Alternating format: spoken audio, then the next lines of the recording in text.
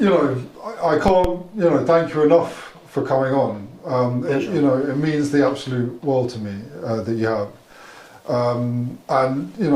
We're both in the kind of same supported house. We're in the same city, Weston. Wait, is Weston a city? Yeah. Is it? I don't know if it's got a cathedral on it. Yeah, has it got a cathedral? I don't think, but yeah, I mean, look, we're both in Weston. We're both kind of like experiencing the same thing, the same supported house. We're both doing the work, and it just means the world that you would come on and share a little bit about your story and your journey.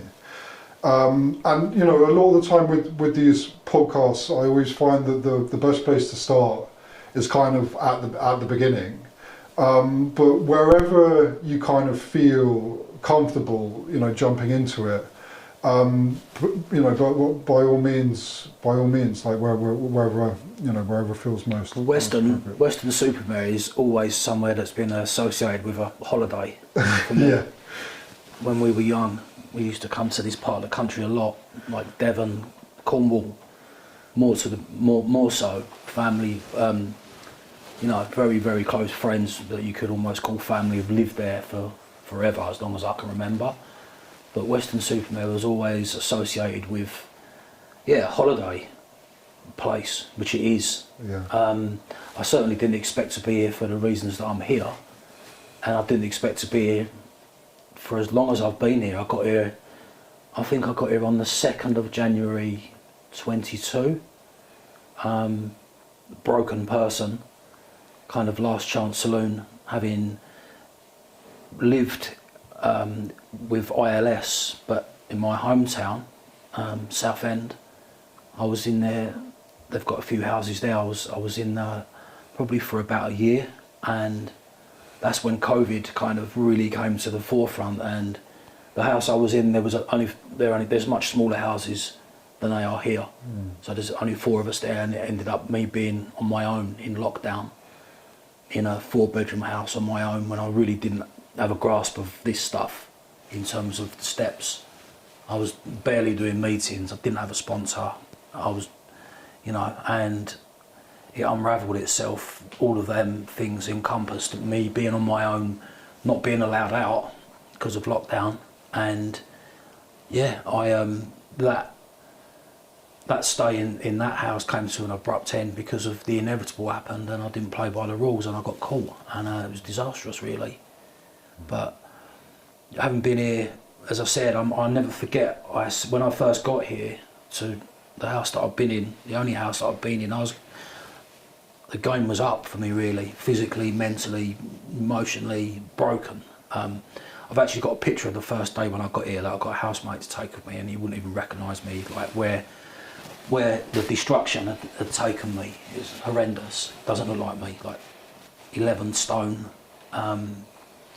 And I remember having a conversation with a guy that was there. He was a friend from home, actually, one of the reasons I got here. And I remember saying to him, I think I'll do like 2 or 3 months and I'll be all right. And he didn't even bother answering me. Well, I can't even repeat what he said to me. So like over 2 years on, I'm still here. But I do my thing, do you know what I mean? Because I do a different fellowship to the majority of people in the houses. I kind of, I've done the meetings here. I've kicked the arse out of all the meetings here. But I do a lot of my stuff online now, which again was kind of the Zoom stuff, was born out of COVID. I got introduced to a morning meeting by a housemate who's gone now, that I kind of do religiously, 8 AM every day, and I ended up, once my sobriety got bigger, I was able to get some service positions on that meeting, found my sponsor on that meeting. We went through the book, probably took about 9 months to do that, and then, once we'd done the steps, it was kind of carry the message. So I was approached by a couple of guys to sponsor them on that meeting. One of them's been through the book probably about a year now, and the second guy, he's just finished like a couple of weeks ago. Just so fulfilling. But as we touched on before we started to do this, it's like I thought I could do this on my own. Recovery, I tried it. I thought it was for park benchers, just the people that you would typically associate with being an alcoholic, being a mess, which I was. But I'm on about somebody that you might have in your head that would look like an alcoholic, what it does to them. But I realised, I learned the hard way that I couldn't do it on my own. And I did surrender to it, because that was kind of, for me, it was about having to completely surrender to realising I couldn't do it on my own. I needed help, and which I did. One of my two guys basically got me to Weston. The guy that I spoke about that was in the house already, and a friend at home, who were both obviously in recovery. Got war stories. Basically, one of them just said to me, "Are you ready to throw the towel in?" And I didn't know what he meant. I thought he kind of meant, "Are you ready to die?" And I was kind of, once we opened up that conversation a bit more, what I didn't know was that I'd been in hospital prior to that. My sobriety date is the 16th of December 2021, and 2 weeks after that I spent in hospital. My last withdrawals, which is a place I never ever want to go back to, because that's when things were as bad as they've ever been for me in terms of physically, mentally, psychosis, just absolute horror stories. And during that hospital stay, these two guys had kind of arranged for me to come here, so I didn't really get an option, because when I was told this is where I was coming, I kind of didn't have a chance to make up my mind. It was like, "You're going." I was like, "But I've got a son, I've got family, I've got my friends, I've got this." And he was like, "You got to get out of here, you got to get out of Essex, otherwise you haven't got another chance." So that's what took me here. And yeah. Thank you. And I think we try and talk about supported housing quite a lot on this podcast. For the reason is that maybe there's quite a lot of people that maybe don't know what they are, or that they exist. And supported housing provides a lot of kind of different outlets. They try and help people get back into education. They help people kind of build skills, get certifications, diplomas. You're kind of living in a community.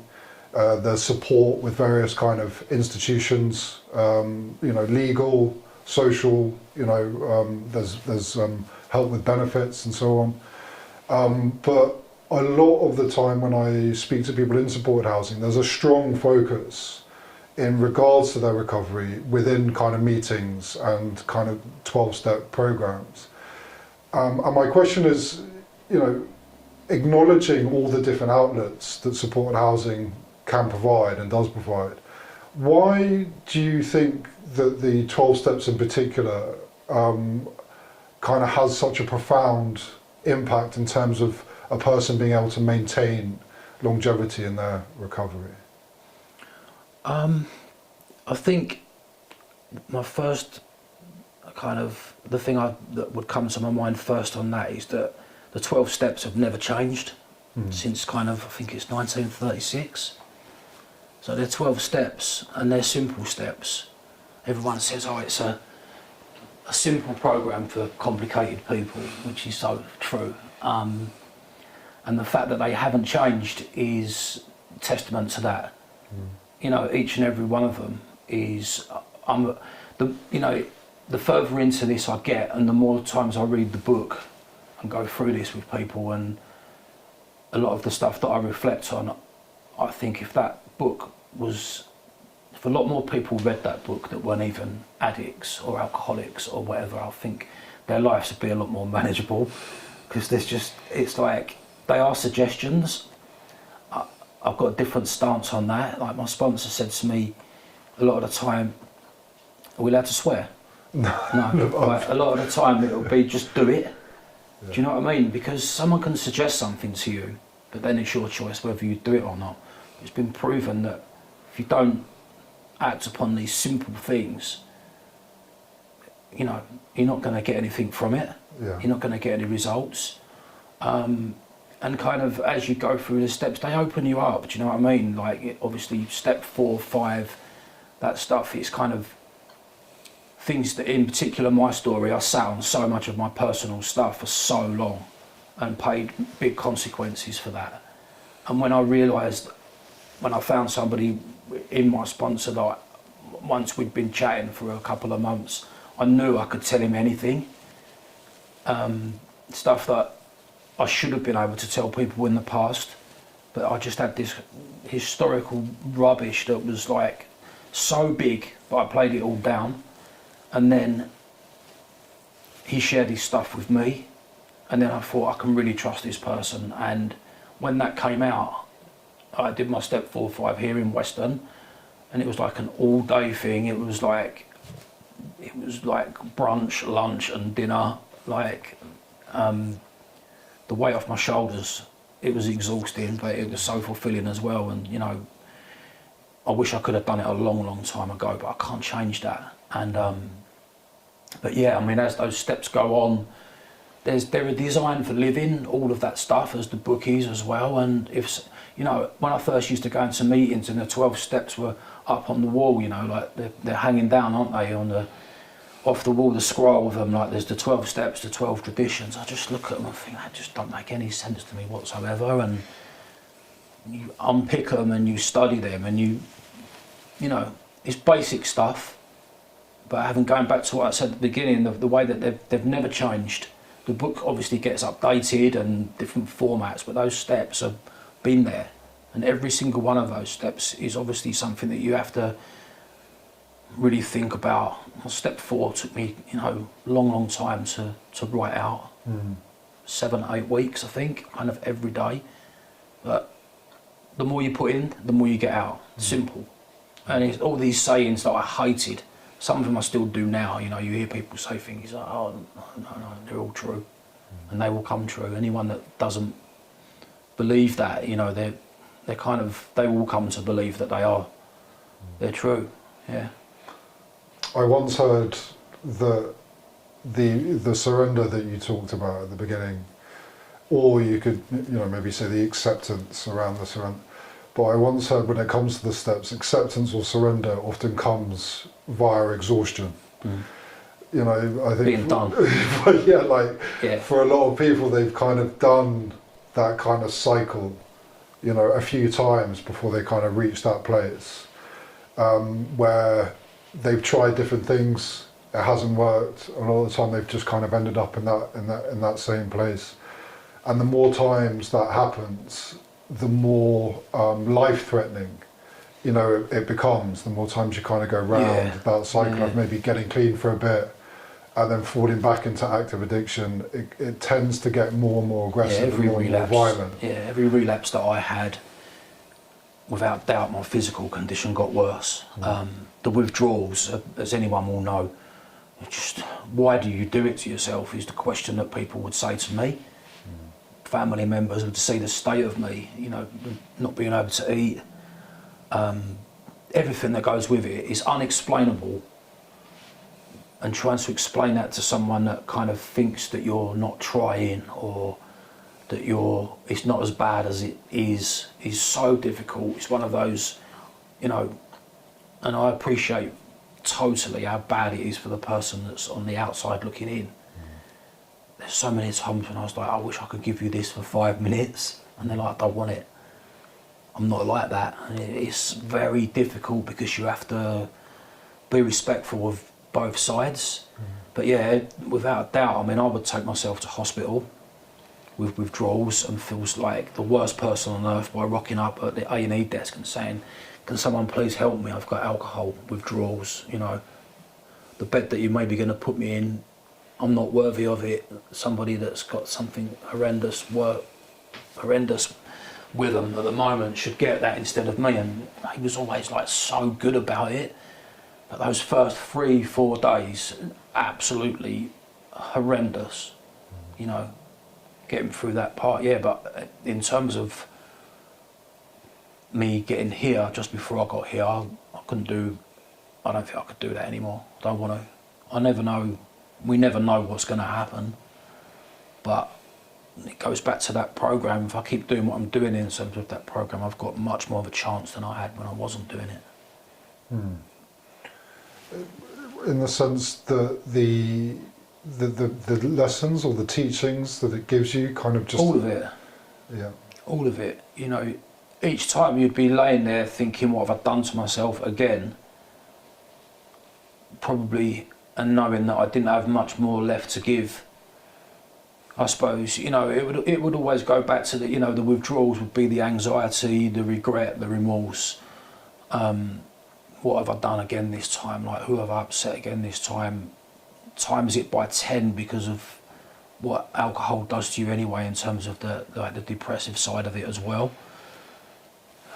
But it's the craving, the addiction, and having that much in you anyway, and having to have that much in you to get to that point where you kind of feel some form of content was so vast that obviously that side of it was massive still, you know, the dependency. Awful. Yeah, it takes so much to get to that place where you're open to suggestions. Yeah, and listening. Yeah. You know, like, potentially, like, literally the last thread of your life, you know, Yeah. maybe for the upteenth time. And it does seem like there just does come a point of realization where you just can't go through it again. And every kind of part of your being just doesn't want to experience that pain again. I mean, a huge turning point for me as well was something that I kind of hear quite a lot now as well, is that once I kind of realised that, you know, I had to do it for myself more than other people's, like get sober for this person or that person, or, you know, you can't do any of that unless you're doing it for yourself, because if, you know, it's like anything in life really, if we can't show up for ourselves, we can't show up for others.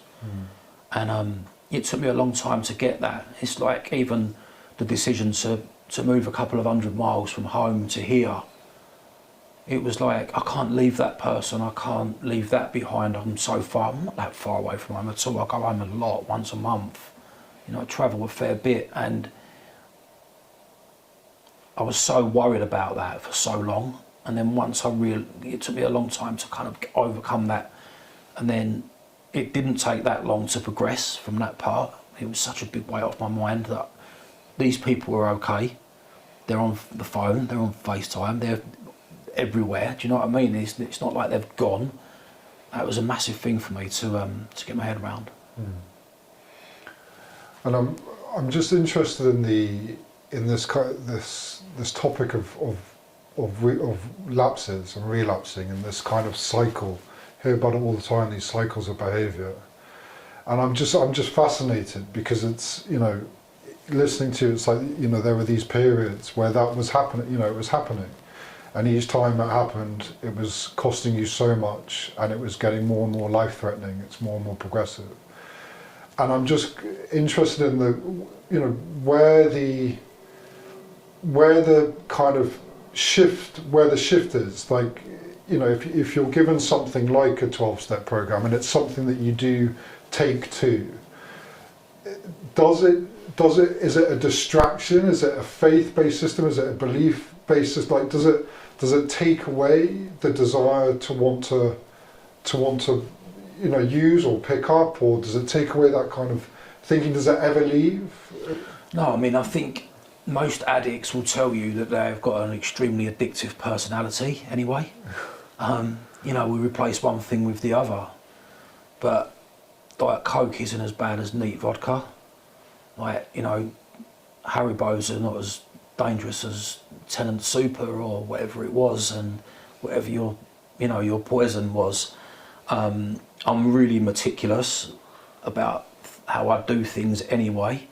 So when I was kind of given these things to do, these suggestions, all these bits and pieces, I am so meticulous with it. Like, my sponsor will tell you that, in terms of my routine, what I did do very quickly was get a daily routine. That, you know, it starts with a meeting every morning at 8 o'clock on Zoom. The meeting that I mentioned earlier, always show some gratitude to groups that I'm in.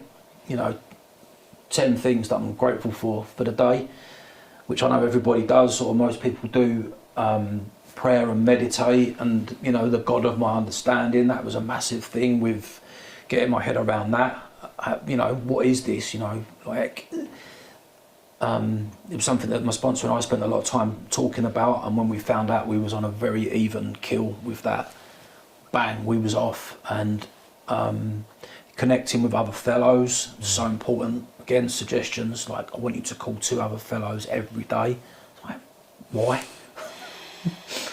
I don't know them, got nothing to say to them, blah blah blah, and it's part of my day now. And if I don't have that, like by 10 o'clock in the morning, I have to have done 3 or 4 things for my recovery, always. And if I haven't done those simple things, the day doesn't really start until I've done those. And it's just so weird how that can impact on my day if I haven't done those things. And it goes all the way through the day to step 10 at night, like my daily inventory, which I do at 10 o'clock every night. And there's times when I might have fallen asleep, and I look at my phone at 1 o'clock and I've got my reminder to send that to my sponsor, and if I haven't done it, I'll still do it then. But yeah, the addictive personality around it, in terms of the steps, it really helps me, because, you know, it's a disease of more, and doing the program and the steps is so repetitive, which is why, again, when we hear all these sayings, these suggestions, all these bits and pieces, unless you repeat them, it doesn't happen, doesn't work. So I suppose there's one plus side to the addictive side of all of this stuff. You know, like whatever I do, I have to do to the max. Anything, good or bad.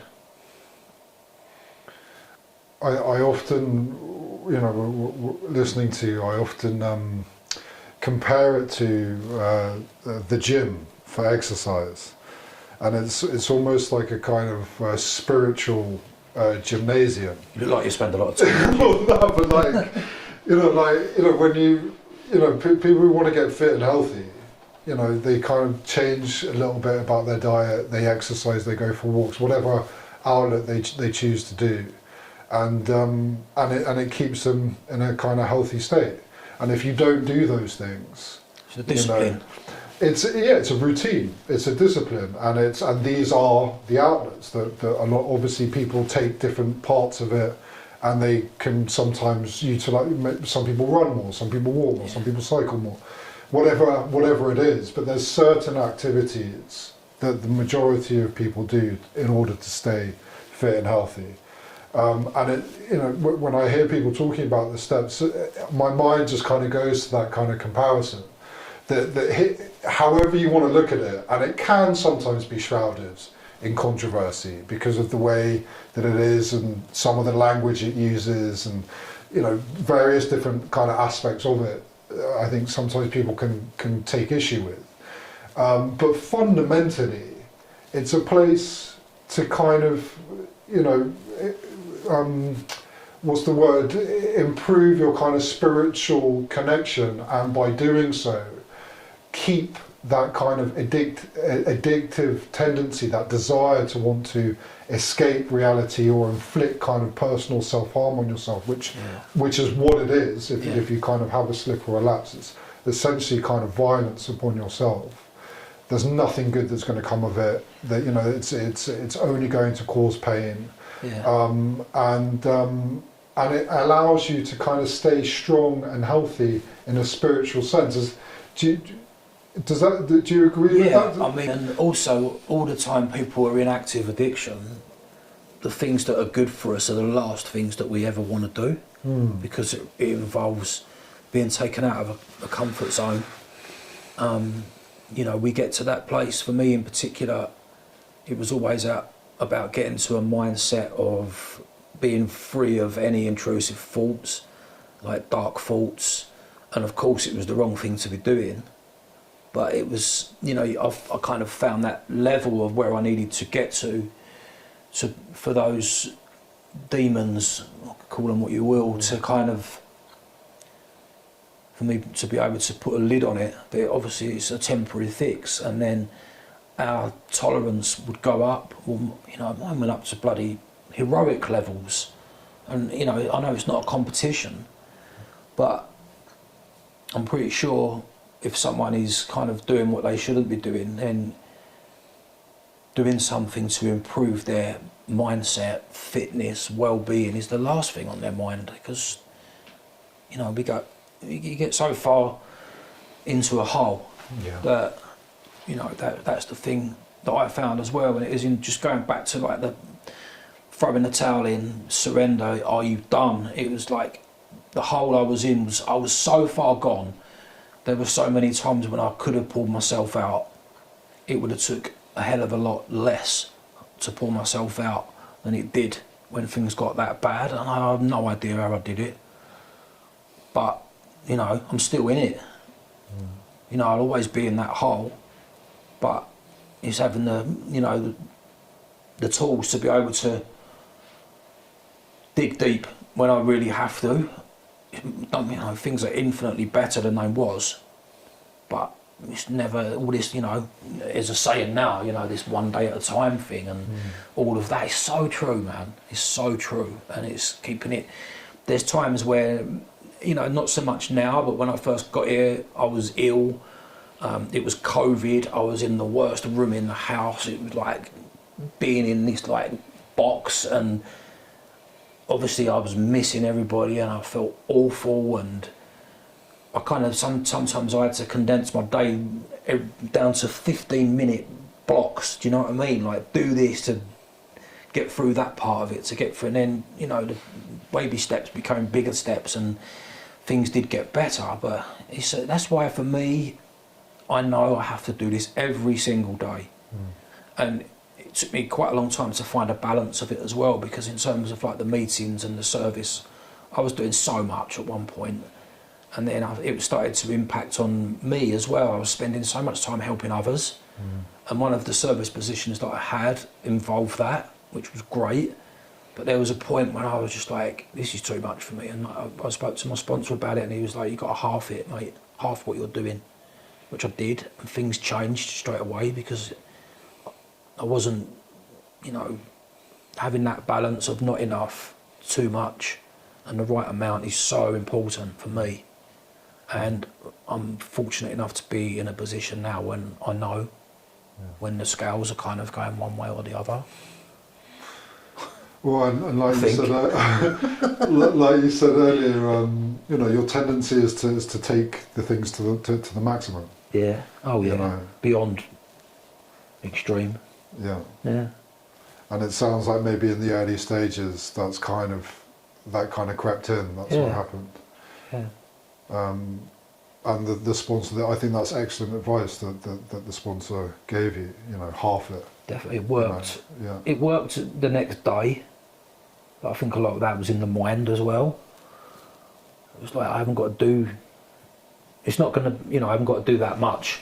I love this, you know, it's so rewarding that. So it was the male newcomer rep for the meeting. So basically, you would stay on at the end. You could go into breakout rooms. My number would be available for people to make a note of and call me if they wanted to, or we could go into a breakout room at the end and have a one-to-one chat instead of like being over 100 people. You know, very personal. And that's how I found one of my sponsees. So how can I not be grateful for that part? But there was a time where I was thinking, I've got to help everyone, or I wonder if that person's all right that called me this morning, like they wanted to drink that day, and I managed to stop them in that moment. What are they doing now? And then my sponsor was like, it's up to them what they do, Rich. You know, you're not the boss of that. If they want to drink, they'll drink. Because I used to. People tell me not, you know, don't do that. I did it. But yeah, it's all this learning, and you know, there was a guy on a meeting this morning, 54 years sober. Still had the fire, still got the fire in his belly, and you know, we have to do it. I do anyway. I have to do it every day. That same monotonous stuff. I have to do it. Otherwise, I'm toast. Well, again, it's like the gym. You know, Yeah. it's just a fitness thing. It's a part. It becomes a part of your life if you're that way inclined. If that's what you want. But then also, you know, it sounds like with the community of the rooms and with this sponsorship program, these close relationships that you can build with sponsors. Yeah. You know, you're sharing a lot. You're divulging a lot to them. I mean, I don't think we'll go through like the steps and the step work but I know as a generalization, there's a lot of work that takes place going through the steps, and it's a lot of very personal stuff, historical as well, and can be, you know, a lot of kind of traumas and, you know, horrific experiences that people have experienced that they talk about and describe and divulge to someone. But my point is that there's a lot of support within it, you know, and so, you know, if you are having a bad day, if you're having a bad month, you know, and it's and there's a kind of temptation starting to creep in, or the routine, you know, when it's like the kind of alarm bells start ringing. You know, oh, I missed that, I didn't do that, I've been off it for a week. There's a lot of kind of support around within it. One of the biggest benefits of dry house living. There's how many? I think there's 5 or 6 of us at the moment. There's 7 rooms. You know, I finished that meeting in the morning at 9 o'clock, and I walk into the kitchen, and then you can have another meeting with one of your housemates if you want. Yeah. It's full on. Yeah, I mean, the thing that as well in terms of like fellowship, a lot of the people that I now speak to so often, people that I absolutely adore, are people that I wouldn't cross the road to speak to in the past. Like, you know, people of all different shapes, sizes, all of that stuff, you know, without sounding too personal or anything like that, but just people that you would not normally have anything in common with, apart from the fact that you drink too much. And it was a problem, and it was causing problems, and it was affecting everything about your life.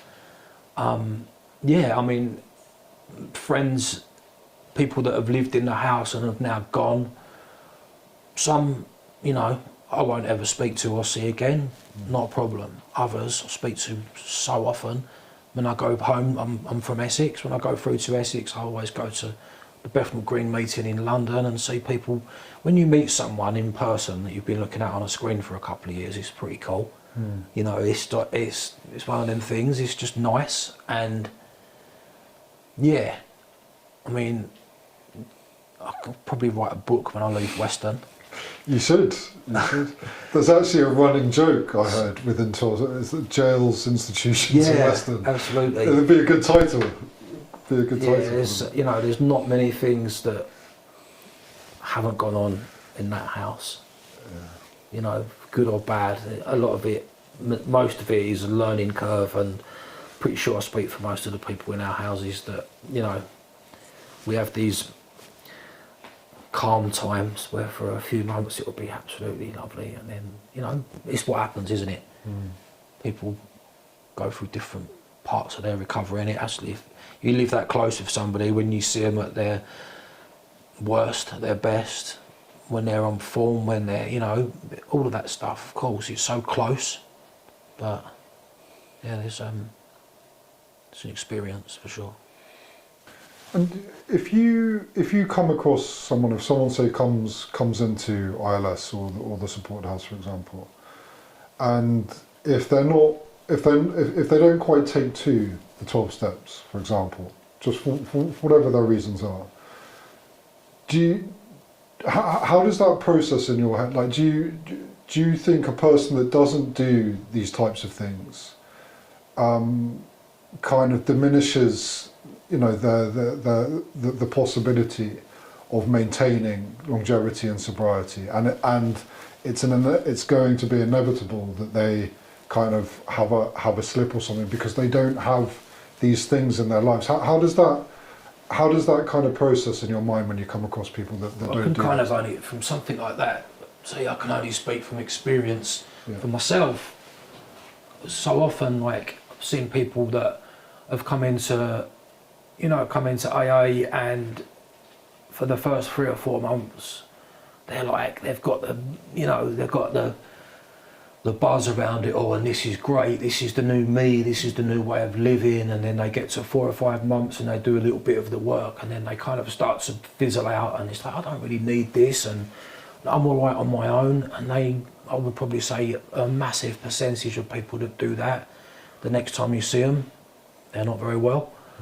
But again, I only speak from experience for what worked for me, having had that mindset. It's really simple, but you have to put it in. I get tired of saying that, and people get tired of hearing people say that, but it's the truth. And you only realise it's the truth by finding out for yourself. Because I tried to do it before, but the basics, and I feel very lucky, very grateful for the fact that I got slung here as opposed to making the choice to come in myself. Last chance saloon, really, if that can be said about this. I suppose it is, because and if it had to take me as far as it took me, so be it. But no, as I said, I can only comment on that from experience, but I'm pretty sure anyone that is doing well are doing what they should be doing, and the amount of what they should be doing. It gives them the best possible chance. Of course, yeah. I don't know of anything else that works or has been as successful. I mean, it's all about the individual. I don't know of anyone else that's done like another program, for example. I suppose it depends how bad we are, or how desperate we are, or what we're willing to listen to. But I know that it works for me. Yeah, I think it's very much on a case by case, basis. And I suppose, therein lies like a large part of sometimes the frustration around it. I've often, when I talk about it, I wish that there was just one solution that you could offer everybody, and say, look, this is what works. And I suppose, you can say that in regards to 12 steps, to a point. It works for the people it works for, but there is no one singular solution for everybody, and I think, in that sense, it is very much a individual's journey in how they kind of combat addiction and their experience of addiction. Yeah. Also, it's very, even though that obviously to see, everybody working the same program but kind of having different takes on different things, and like as people go through the steps as well, you get to a certain step in the book and your sponsor will say, I suggest that leading up to doing this step that you speak to other fellows and get some advice on kind of how they went about it. And to get those calls now is really nice. It's like you can pass on how you did it, and it's such a carry the message, the way that it's passed down is like when I first started working with my sponsor, he was like, this is how we're going to do it. It works for me, and the reason it works for me is because this is how I did it with my sponsor. That's how he did it with his sponsor. And obviously, as we went through it, it kind of took more or less exactly the same amount of time as well for him to do the steps as it did for me, and that's because we stuck with it. We never missed an appointment together. We never missed a check-in or a phone call. I mean, for the first probably year, I called him every morning at 10 o'clock, no matter where he is, no matter what he was doing. And if we had to change things, we did that. Again, it comes back to the meticulous side of things and all of those bits and pieces, but they work because they stick, and it's something you have to do. I've still got reminders in my phone to do this and to do that from a year ago, but I still leave them in there just to go off. It's so stupid. And then with my sponsees, same. We do it like this. This is how I did it. It's worked so far. And yeah. It sounds like that responsibility You know, that kind and of accountability as well. Thinking I've got to phone Richie today, or I've got to phone so and so today at this time. I've done some reading this morning with a sponsor that is just through the book, but we're going to do the book cover to cover. So we did half an hour, and he said 9:30. He sent me the Zoom link at 9:30. We've done it. He was there. Yeah. He walked past. So, yeah. And I suppose it perpetuates the learning. The learning. It's kind of the more kind of interactions you have like that, the more kind of engaged with it you are. So that kind of like you were alluding to earlier, that kind of complacency, where that fizzling out, you know, that kind of soft breaking down of maybe the routine, it kind of keeps that strong. It keeps that kind of connection to it strong. That level of responsibility. Yeah, I think so. It's most people can kind of read me like a book, and if there's something not quite sitting right with me, it's so visible. So if you do kind of see or notice that someone you care about, or someone that you know that you just see on a regular basis, that there's maybe something, you know, a little bit off key with them, or a bit different, or they might not show up for something or be as present when they are there. All those signs are there. It's like, as I said, things like that can be so obvious with me, like parents and people close to me, they can just tell by the look on my face if there's like, what's up, like one of those. And even in going back again, like to sending my step 10, every night I send it over, and I know as soon as he reads it, he will know something. Every now and then I'll get, "You all right? Do you want to talk?" Or it's amazing. Yeah. It's like I'm so transparent like that. Not in other ways, but with that anyway. Yeah. It's probably a good. It's probably a good. It is for that, yeah, because I get called out and I have to talk about it. And talking about things was something that I never did. Whereas now, it's let's talk. Even if it is the same stuff, but so what? And I'm bringing it back to supported housing. How just as a kind of general description, how would you describe supported housing? Well, you know, it's kind of it's for people that are in the quicksand. It gives them a kind of a solid foundation to build off of again, to get going again. You know, the rules are simple. There aren't many rules at all, but for me, I knew it didn't take me long to kind of think, right, okay, this is a good house for a start. I think that's very important. You know, you can have a group of people in a house, 5 or 6 people in a house, 7 in our house when it's full. It only can kind of take one person that doesn't really play the game for it to upset the whole dynamic of the house. And that's happened a few times in our house. It's so evident when it happens as well, but it was kind of, you know, I'm very grateful for the fact that I've been given this time. There's no kind of cap on the amount of time it takes me to get my stuff together.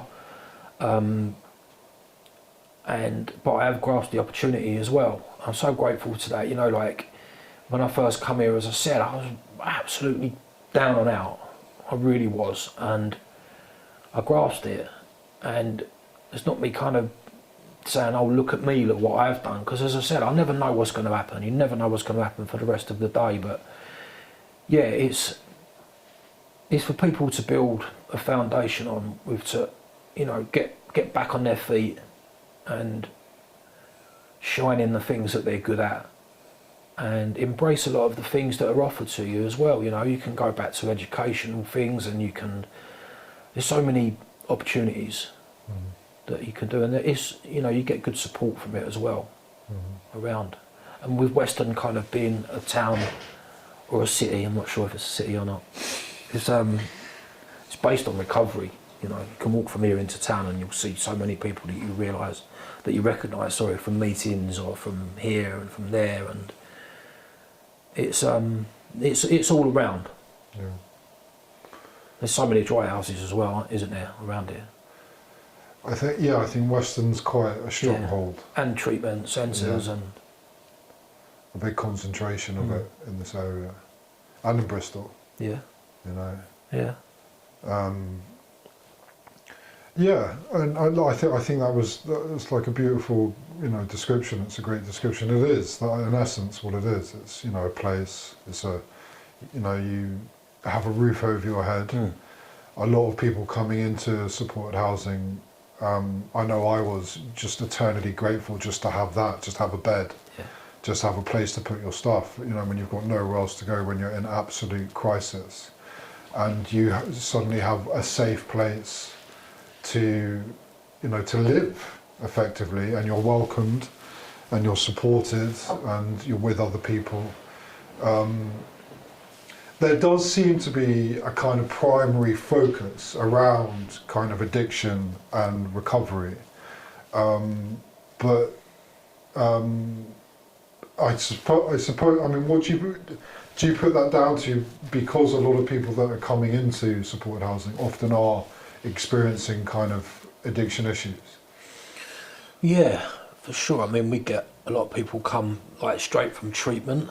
I skip the treatment part. I come kind of straight from the hospital. You get people that are maybe not on their first rodeo with this stuff. They know how it works, but maybe the first time they didn't grasp it, or they wasn't ready. And I think it's another one of those sayings when you just hear someone go, "Oh, maybe they're not ready. Maybe they're not ready to do this yet. Maybe they're young, or they need to go back out there and do this and do that." It's that one option for me. I'm not young. I don't. That ain't gonna happen for me. Like, but yeah, and there is an element of kind of the togetherness of it all as well. There's a big kind of chunk of that attached to probably why I've stayed as long as I have. Well, I'll kind of will know inside when the time is right to move on, to move back, for sure. Well, and I think in its essence, it's the idea of it is to build you up to a place where you can move on, isn't it? Yeah.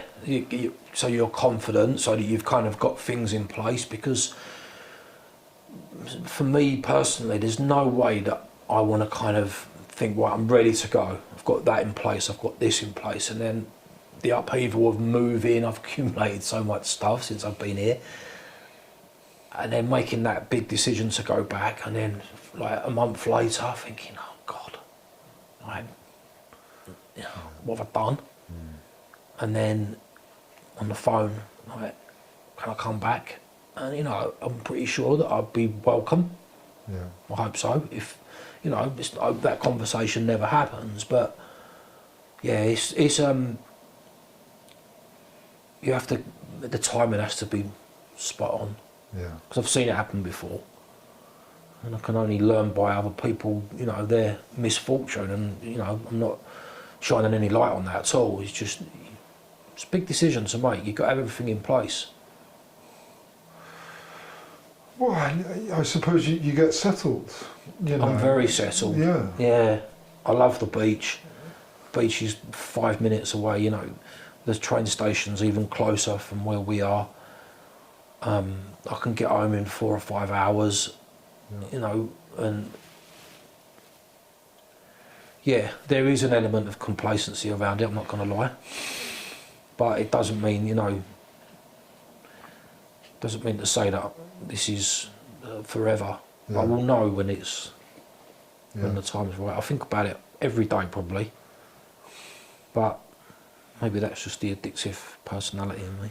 What, am I ready? I sometimes think I should be doing this, I should be doing that. I'm governed by an ankle injury that I'm waiting for surgery on. I'm restricted as to what I can and can't do a lot with that. It took me a long time to get the recognition around that from authorities, blah, blah, blah. So that's another thing that I need to embrace, that I've kind of got that space to keep doing this. So I'll know, as I said, I'll know when I'm ready. Yeah. Yeah. Well, I suppose another aspect is that when you're living in these places, they try, in terms of responsibilities, you know, in terms of paying utility bills and kind of, you know, council tax and those, that's taken care of by the people who run the housing, the charity. And so they try and make those types of responsibilities as taken off your shoulders as much as possible, so that you can just focus on yourself. And I think, you know, maybe over a kind of prolonged period of time, maybe it can be a bit daunting, you know, those types of thoughts, taking those back on. You know, it can be stressful, and it's a shift, it's a change, there's a difference. So yeah, absolutely. I think I can understand the apprehension and the thought process involved in that. I feel it myself. Yeah, I mean, in terms of the things you just mentioned, I mean, I've done all of that stuff in terms of like those responsibilities. I've done that, managed it, but as I said, I think a lot of it is just down to the element of being of the complacency side of it as well. Is like, you know, time goes very quick. There was like last year, I remember saying, right, I'll do the summer and then maybe this summer again. Yeah. So yeah, maybe a wake up call. Yeah. But as I said, it's a big decision to make. Something could happen, you know, where I've got that great big opportunity there to go for, and everything slots into place. Yeah. Whether that happens or not, I don't know. But I kind of, as I said, I don't want to get into a situation where I'm like, oh God, I haven't quite done it. Yeah. As I should. I think, like, is there ever going to be a perfect time? No, there isn't, of course, but no, you're right. I think no matter when the time is, it's I always suppose gonna if have a to be situation, you know, you deal with things that are thrown at you, don't you? Yeah. So, yeah. And I saw, you know, therein lies kind of implementing the lessons, you know, and the new you know, managing those things and kind of being able to adapt to them. But I totally agree with you. I think, you know, leaving when it's quite apparent that you're just not ready and things aren't quite in order as they should be can be dangerous. Yeah. And I've done that before. But in my experience, what tended to happen is that I would tend to move from a community or a house with five or six people to a place where I'm just on my own, and so I've suddenly gone from one kind of extreme. I mean, there's to no another. there's no fear attached to like old haunts or anything like that, because as I said to you, I go home a lot and I've done all of that. I've been to all the places where I used to be stupid. I've been to all the places where I used to get sucked into. I've been in all the shops and bought bread instead of what else I was buying, you know, and none of that kind of is a problem. It's like there's a supermarket next to our house that sells anything you could want. That kind of side of it is contained for now, but it can all go so quickly. It can all go wrong so quickly and so easily. And yeah, like, you know, the rules are simple here. They're basic and there's not many of them, but if you don't stick by those rules, and those rules don't apply to maybe in other places, so that could be a factor of that. And when you talk about the rules, when you what are you talking about in terms You know, the rules in any of these houses, I would imagine, same as ours. You don't drink, don't use, no unwanted guests, no threatening behaviour. I've seen it all, of course, but it gets dealt with. You know, just be respectful. You know, you've got six or seven men living in a house, and I know that there's girls in some of the other houses. We're not all the same people, are we? You know, we're in each other's space. We see each other, you know, at all times of the day, and we all do things differently. But yeah, just the rules. The rules are kind of just be a decent person, leave things how you'd expect to find them, which I know other people have got different ideas on. But and if you, yeah, just something else I've learned being in these situations, and it's a lesson that I learned from not doing something in previous dry house, was that we have to be honest and accountable for ourselves and others. And you know, if you suspect that someone isn't playing by the rules, if you don't shine a light on them people, you're as accountable as the person that's not playing by the rules. And I learned that the hard way before. It took me a long time to get that as well. And you're not trying to get that person in any trouble whatsoever. You're doing what's right on so many levels. It's a big part.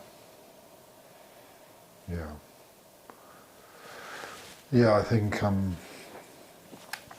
It's not personal. You Yeah. know, it's not I'm going to make a phone call because I think you've been doing something. So I'm going to make a phone call because if I don't, I'll be in as much trouble as you. And I don't. It's a way of helping, I suppose. Yeah. Because people, you know, obviously in trouble. Yeah. And the types of behaviours are recognised. Of course, it's a pattern that we've seen it a lot of times. Pattern of behaviour that you see unfold in front of you, like day by day. It's horrible because we've all done it, otherwise we wouldn't be there. Yeah. That's a big part of what supported housing is. A lot of the time it's the kind of community Yeah. working as a community. You're looking out for each other. And it can feel a little bit strange, you know, kind of, you know, airing what someone's doing, airing their behaviour, but at the end of the day, and without exaggerating, it could potentially save their life. Yeah. You know, or prevent them from causing untold amounts of damage to Yeah, themselves. there's quite a lot of times where I've had to kind of have a little bit of a moment to myself, and you think, okay, it's not my house, it's not your house, it's our house. So that's where we have to get our heads together and talk about things a bit more often than if we was living with a partner or a family member or something like that. Yeah. But I think, you know, communication's a huge part of it, because For sure. we're all quite, you know, sensitive, and we can all be triggered, and we all recognise the behaviour, and we're coming from not identical, but I think our if we were to share, you know, the details of our journeys, you know, there would be a lot of similarities in the experience of those events, and you know, when you're thrown together like that, you recognise a lot of yourself in other people.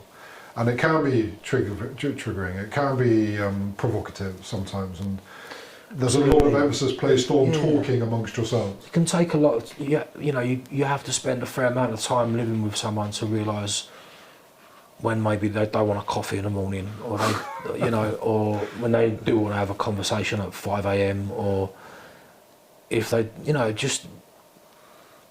sometimes you can only have those conversations after you've found out. Yeah. When to go there, when not to go there. Yeah. It's a learning curve. Yeah, it is. And well, you know, also, you know, maybe if that's one side of it, but also the other side is that it can be extremely funny. Oh You yeah. know, you can have some fantastic times. You know, a lot of the time. There's a huge element of banter in our house, that's for sure. But again, you have to get to that point where you know what you can and can't say. Yeah. But Yeah. it's normally all right. Yeah, you can't. Yeah. Different characters, Yeah. different opinions, different views, different habits. Yeah. But even that, like a new character, if there's a new person coming in, you know, the rest of the house knows that feeling. Yeah. You know, they know how that feels. And so even a new person, they're looked out for, you know. It's like, so it's not, there isn't that kind of stigma associated, oh, it's a new person. It's not, they're often kind of welcomed very warmly and shown around. They're and shown always the different welcomed things. warmly. Yeah. You know, that Yeah. they get told how we do things. Yeah. They know what's expected normally before they move in, and I think what needs to be taken into account maybe a bit more is that when people do arrive into a dry house, they're not in the best way. You know, they're off the back of normally a rough ride, and you need to kind of let the dust settle a little bit, and then for them to dust themselves off and crack on. Yeah. And that's when you kind of get to see if people are going to roll their sleeves up. Yeah. Was for me, for sure. I was no good to anyone for a good while when I got there. But not surprising, really. Yeah, no, me too. Yeah. The- I was bruised. Yeah. Yeah. Didn't want to be there. Wanted to be somewhere else with other people. But kind of knew.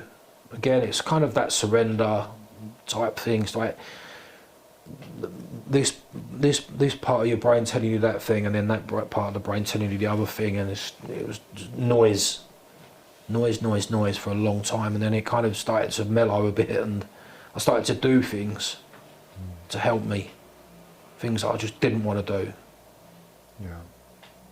It's a lot to process. Yeah. In those early stages. Yeah, because you think you're right, and you think everyone else is wrong, and yeah. And you're not, like you said a moment ago, like, you know, a lot of the time you're not coming from the best place, you know, we're talking about people that, you know, have maybe just, not just, but they've kind of just come out of hospital. You know, they've had a kind of life-threatening situation take place, you know, they come very close to dying possibly. You know, so some people, they haven't had the security or safety of a room or a house, and they don't really know how to kind of process that. You know, someone kind of, a support worker's, you know, are you okay? You know, can I help with anything? That kind of generosity or kindness can feel quite foreign, and it, you know, in those early stages can be difficult to trust it. You know, what are you trying to get from your life? Yeah. You know, and the barriers go up. And I think in those early stages, there is a lot to process, and just to settle and feel comfortable. And I think supported housing can be quite good in that sense, in that it does give you space. Not too much space, because you need to engage, and you need to be part of kind of groups and house meetings, and you need to talk and open up. But you are given, I think, enough space to give yourself that time to settle and process where you're at. Yeah, there's, like in our house as well, there's you know, like, you get to know each other and each other's routine and the things, you know, their habits, and if someone is kind of not as present as they might have been for a few days or something like that, you know, people talk, you know, and it's for care as well. Do you know what I mean? It's like, I haven't seen so and so for a day or so, or whatever amount of time, and it's nice to know that people will sometimes check in on you, and you might just want to spend a bit of time on your own, or you might not be feeling too well, or and if it is something that is bothering you, then you know that you can talk to people about it. People don't always, but you know, you live in that confined space, and it's not confined in terms of size, but when you live that close with people, you know, you notice things. Yeah. A question I like to ask on the podcast is how you define addiction. Like, what do you, in your opinion, believe addiction is? Because often whatever a person does believe it is, and it can be quite a broad pool of opinion, is often a belief that's held very deeply and defended quite passionately, and is like a core kind of component in how a person kind of pursues their sobriety. But how would you? I think for me, it was probably when I realised that I needed more than the average person. That I was the person that would continue to drink after a night out. That I would always kind of maybe have that drink before I went out, or several drinks before I went out. Not normally wanting those drinks before I went out or when I came back, but it was just, I had that in me, that craving for more and for more. And in terms of the addiction, what surprises me and frightens me is how it still the desire and the craving can attack me at any point, any time of the day. Like when I'm asleep, if I'm in the shower, if I'm walking down the street, if I'm doing anything, bang, it can kind of grip me. And I suppose that's probably when I came to accept that I was probably more than an average drinker, so to speak. Again, I don't know if that explains it very well, what I'm trying to say. Yeah, it sounds to me, like you respond and react Differently to to other others. people. That's what I meant. Yeah, in a bad way. In a bad way. But it kind of, it makes me try and unpick things further and think, right, if alcohol didn't exist, would I be addicted to Vimto or hot chocolate or something different? I don't know. It's not because what it tasted like, for sure, because neat vodka's disgusting. It's obviously what it did. But then it's like the strength of it, because as much as I used to love a cold beer, it didn't do to me what the other things did to me. And so as I built up that, being able to drink more and more, that's where it's like anything, any drug that people take, it's the disease of more. It's like, I'll take that much, I'll take this much, but then I need to get to that place every time until it becomes just out of control, that it's got to be every day. I mean, people say, was you a morning drinker? There wasn't any morning for me at the end, it was just constant. Like, as long as I was awake, that's what I was doing. The only time I wasn't was when I was asleep. And that was having to drink so much that I had no option but to sleep. Just that merry-go-round of awfulness. Yeah. Just thinking about what you said, that it's not for the taste, it must be for what it was doing. For a long, long time, it was nothing about the taste. Nothing about the taste. There's nothing kind of almost enjoyable about the process of it.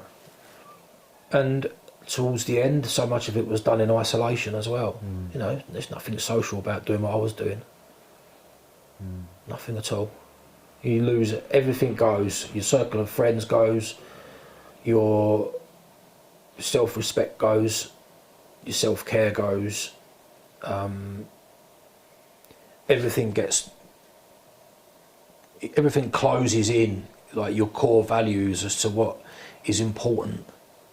You know what's important, but your ability to be able to kind of take care of all of those things, it takes second place.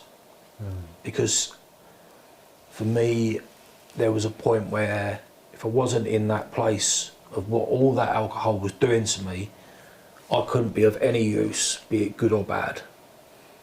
Like the most simple of things, any form of like functioning or being able to do the most simple of tasks, none of it could be done whatsoever. And I hate myself for that. The regret attached to that, which I've over time learned that I can't do anything about that. You know, when it comes to the amends with people, I'm quite fortunate in most of the people I've made amends with. It's kind of, no, just please keep doing what you're doing, because you're back to that person that we never stopped loving you. We didn't like you very much at certain points, but if you can get back to most of that person that he was before, we are more than happy. Just keep doing it, because the worry that I caused is something that I will probably never truly understand the level of it. But I try not to think about that side of things now as much, because I spent so much time, in particular in withdrawals, just thinking about the upset and chaos. Because none of it was intentional. Of course it wasn't. But unfortunately, that's where we get taken, and none of us want to get taken there. Well, it's horrible. It's a very selfish place Yeah. to be, Yeah. because every act during that period is just a process of kind of self. It goes just like the craving element of it, isn't it? It's just that's all we want. Nothing else matters. It does, like I said, it does matter. Of course, it matters, but it's not first. Yeah. That's addiction. Yeah. Yeah. Yeah, it's harrowing. Nothing else is important. It isn't. And but also in and amongst it, there's also that maybe, I mean, thinking back, but there might be some recognition in there somewhere that what you are doing is causing a lot of pain and destruction somewhere in and amongst it. And then and that shame. Yeah, exactly that. But like when you're in the chaos and the madness of it all, even when you kind of can feel yourself slipping and old behaviours starting to, to surface again, you would mask it with what you know best, and the easy way out, which is to kind of do something to yourself that would make it go away temporarily, and then it'll come back, and each time it comes back stronger. But something that I've learned over time as well, especially from doing the work, is that most of the time now I've got the tools to deal with situations now that I would react a lot differently to if I couldn't just take a moment to take a step back and look at things before I react, because a lot of my stuff was so based on a reaction to something that I didn't like the sound of or the look of, or I would take the wrong way. Now I can kind of, most of the time anyway, I can kind of pause and look at it before I jump back in. And quite often, if I think about it enough and think about what's right and what's wrong, it doesn't end up in the way that it used to. And you through experience, you know where it goes, and that's that kind of learned experience, is that there isn't any kind of question.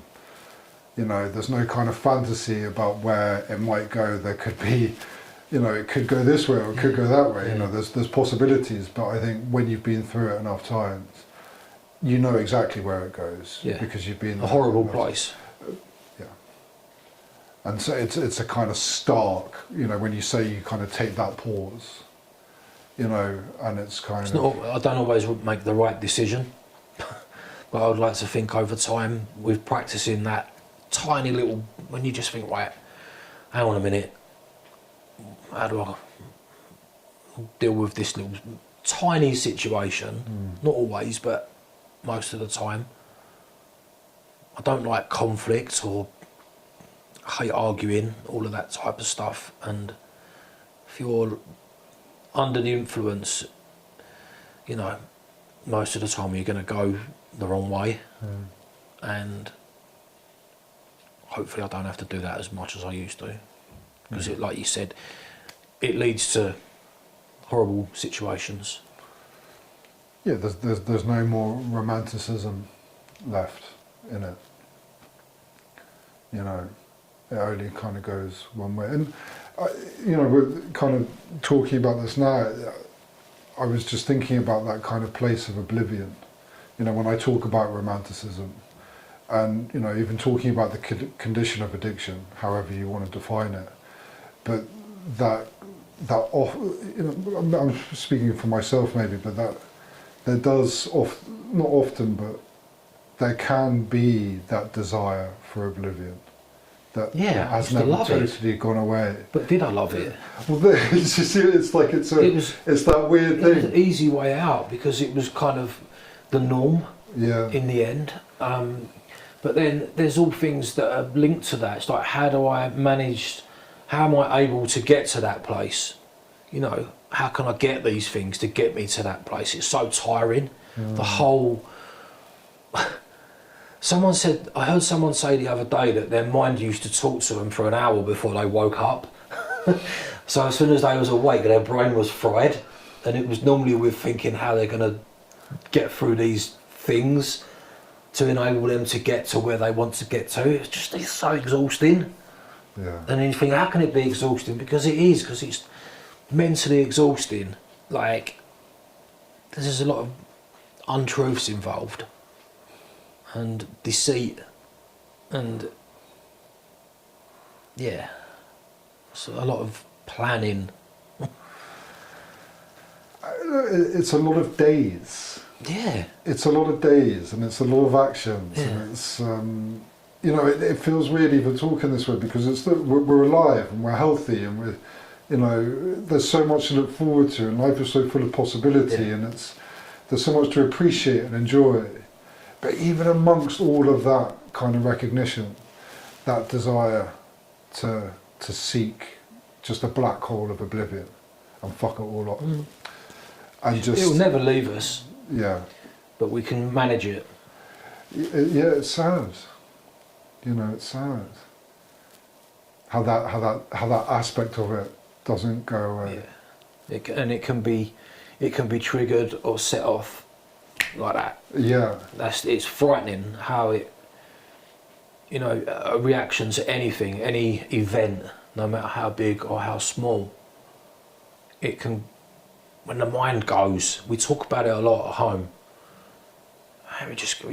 You think, well, I could do this now, or I could do that now, or I could do this for so long now, or I could get away with it for so long, and maybe you can for a short amount of time, but I know where it's going to take me, and I know what the consequences are as well. And for everything for me, it's based on my last event, and still to this day, I know it's only not even 2.5 years ago, it still frightens the absolute life out of me.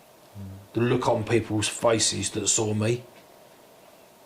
And I remember somebody saying to me once, I can't believe alcohol can do that to somebody. Those words and images for today are enough for me. Some people might think that's kind of not true, but I know for me at the moment, it's enough. Goes back to that step one, a good picture of your step one. Rock bottom, when you surrendered, when you blah, blah, blah, all those things again. You know, it's like shark-infested waters. It's like, you know, here's a guy that, you know, was in shark-infested waters. He's in the Western Shark. Nearly got eaten alive, was pulled out, saved his life, and he wants to. No, he wants to go back in. He wants to go back in. Of course he does. Wants to go back in. It's just, and I suppose there's the problem. If it is an illness. I think that's what deciphers it from an illness to I don't know what the other word is. What other people that don't have to do it to the extreme that others do. Madness. You know, but very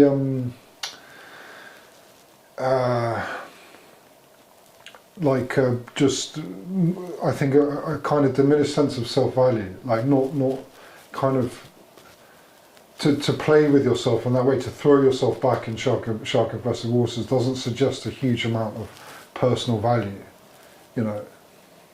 You know, in recognition of what's going to happen. Like, you can't really value yourself that much if that's a possibility. Self-worth and you know, you're kind of just throwing yourself away. You know, and you know, maybe, you know, not going too philosophical, but maybe somewhere in amongst it, that's where it comes from. It's maybe it's a subtle, you know, desire for an end. You know, that there's a kind of somewhere in there. There's a craving for an end,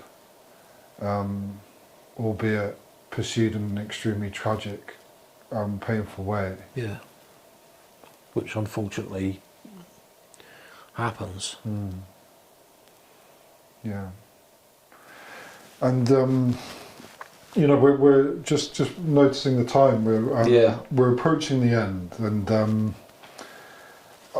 one question I always like to finish up the podcast on is to anybody out there that's experiencing active addiction, or if they have a loved one or a family member that isn't quite sure, you know, what to do, or who to contact.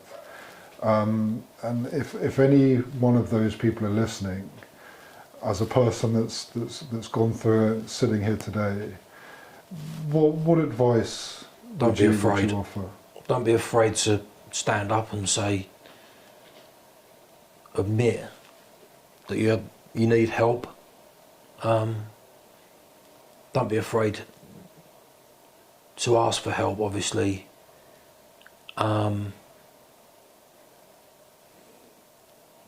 You know, don't be afraid to be judged as well. And in terms of if you get involved in a program, is go to meetings, get a sponsor, do the steps, talk to other fellows, talk to people that you've got common ground with this stuff. Not the same person that might like the same car as you or support the same football team as you. The same person that can't stop drinking, and find the similarities. It's great advice. Thank you.